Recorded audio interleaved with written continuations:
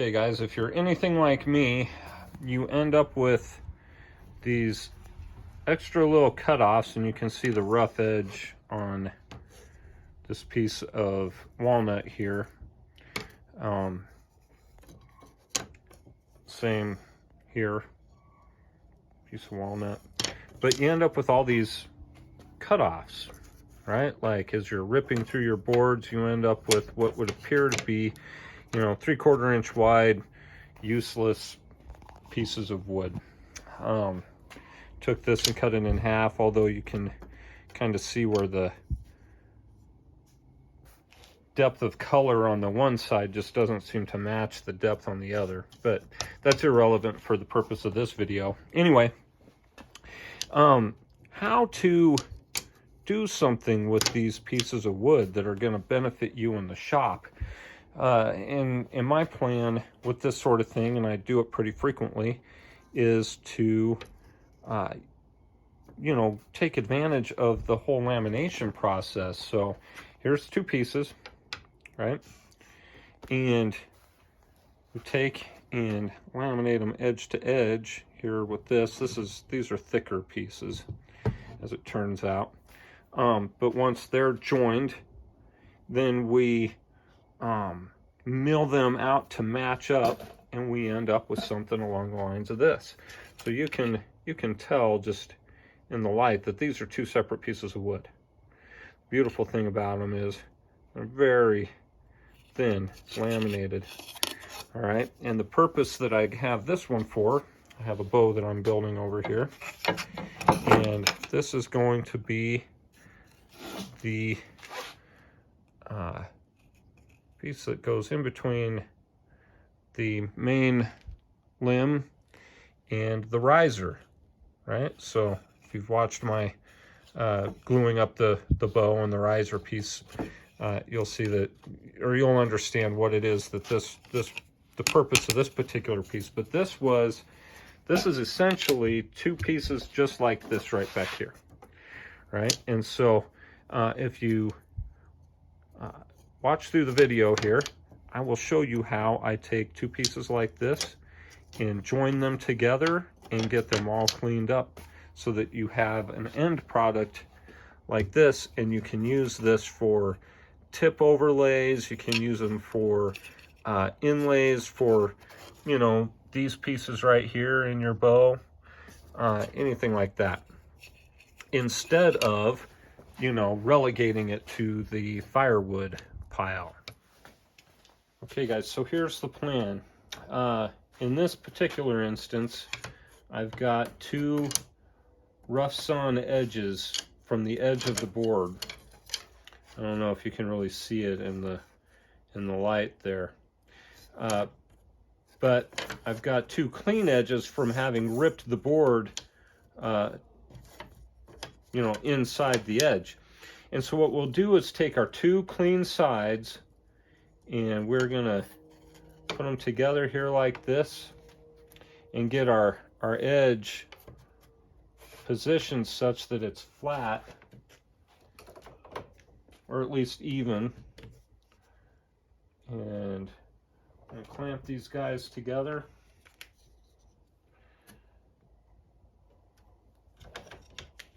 And then I'm going to take it over to the sander,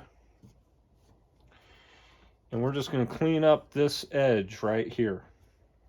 All right, let's see here. I need to leave enough space that I'm not grinding up my clamps. All right, so here we go. Sorry, it's getting a little dark out, you guys. But right on here,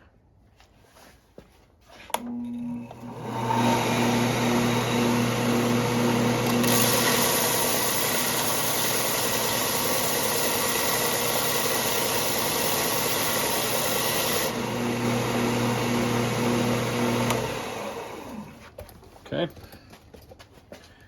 So what we have here, let me get back into some better light. What we have here is sanded clean edge on both of our pieces. And the way this works out is when everything comes together, this edge is going to be flat. All right, and then we can glue this surface right here. And then I'll show you right quick how I go about doing that. So these are perfectly mated surfaces right here. Hopefully I'm on screen. All right, hold on, I'll be right back. All right, so if you're a follower of the channel, then you'll know my affinity for blue tape. It's kind of like my third hand, and I'm almost out on this particular spool.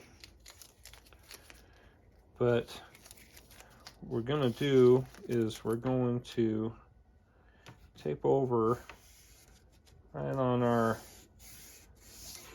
jointed edge, basically. Set that down. We're going to get our mating edge together on this side, and we are going to get them together so that we got a nice tight joint right here, held together by blue tape. And then from here we're going to apply our glue right here on our surfaced edges. See if I can get some glue to come out here. I used it just recently. Here we go.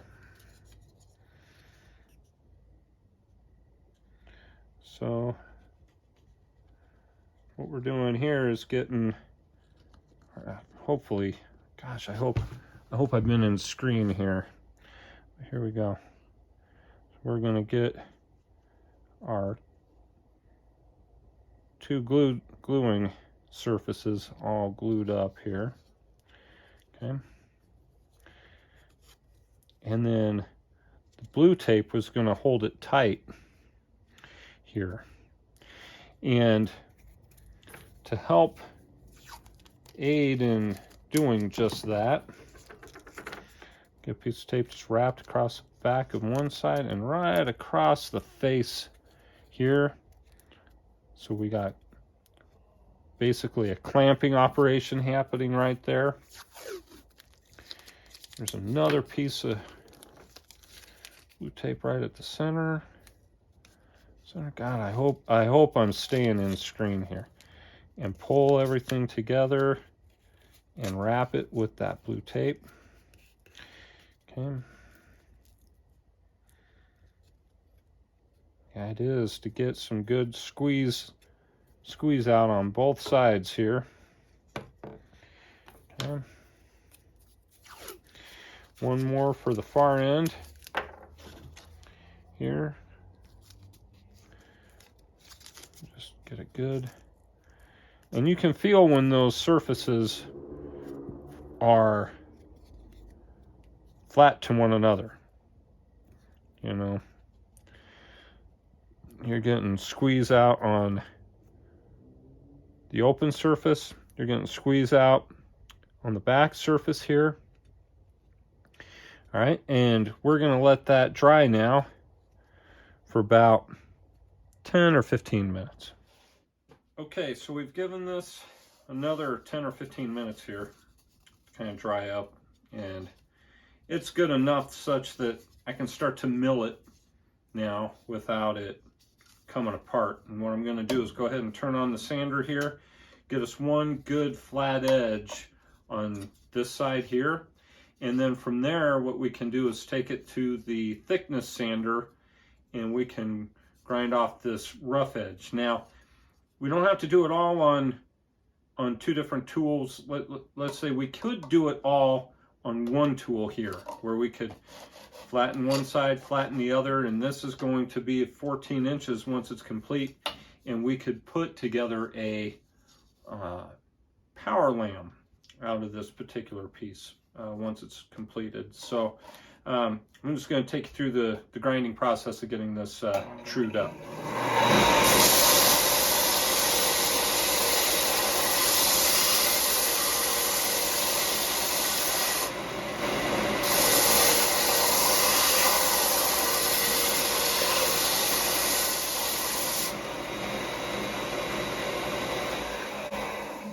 Okay, so you'll see that I'm addressing it at angles like this as I go along in the sanding process.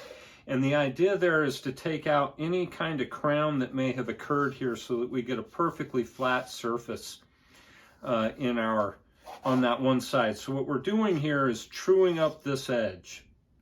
And in truing that up, we can then either flip it over and true up this back edge. Although if you're looking at it, you can see that this is thicker than this one here, and you run into the possibility of having a angled surface across here. And so when I true this one edge, I can take it then to my drum sander and get true edges on both sides. And that's how I'm going to do this. Is I'm going to take this now that I've got the true edge here, I'm going to take it to my thickness sander or my drum sander, and I'm going to true up the other side as well. Now, that's not to say that you cannot do that 100% on the sander here, and I'll kind of take you through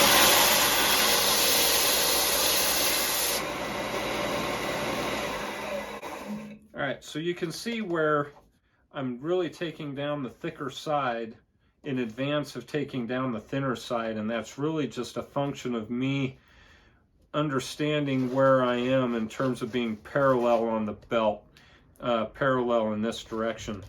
All right, but I'm gonna stop with my belt sander here, and I'm gonna move on to my drum sander, and we're gonna go ahead and get this all trued up. Okay, so got my drum sander set up for the thickness that I'm interested in.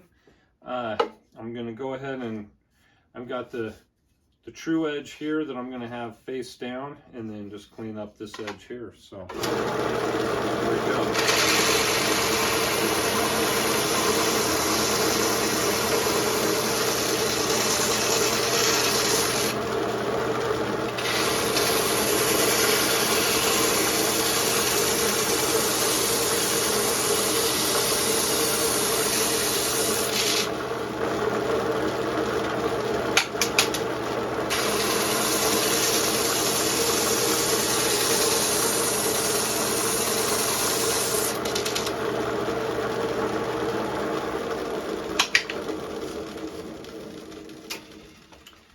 Okay, and so you can see there, I'm trying to make sure I'm on screen, we are smooth all the way through. We are now essentially one piece of wood. It flexes like it's one piece. Everything about this is a singular piece of wood. We saved ourselves the trash or the waste of the two cutoffs. Had I been a little more attentive to how I glued this, I'd be a little more lined up on my end cuts, but as it turns out here, I still have what is 14.5 inches of clean cutoff there. So this will make a 14-inch power lamb very easily for one of our longbows, or one of my longbows, however you want to look at that, for a project in the future. And so this is how I save material. One of the original glue-ups I was showing you, here's a nice clean edge here, and you can see that on the back side we're dealing with very different size dimensions. And on this particular one, there's so much wood to remove, I'll actually rip it through my table saw to take down this edge here and then feed it through. And this would become then a piece for riser material. And then finally, the original piece that I had done here that is going to be a piece of the riser of the bow that I'm working on now. And so, guys, all of the little cutoffs that we end up with at the end of a project, they are not useless, and they are not firewood necessarily. Definitely something that we can put together. Something that is going to be a part of my next project. All you can see is the ripped edge on this piece of Ipe right here. But if you look real carefully on this side, you can see where it is a joined piece of lumber. This was two cut-offs, or this was a singular cut-off, glued together just like this. It's a singular piece. This was the edge piece cut off. It was 8 feet long. I cut it in half, laminated them edge to edge, and then went through and ripped the resulting piece in half. And this is going to be 2 limbs of a future bow, from firewood to a bow. And that's how that next project's going to go. All right, so lots of value in those cutoffs. Do not discount any piece of wood that you produce in your shop. All right, so thanks for hanging out with me in the garage here today, guys, and I will catch you with the next build.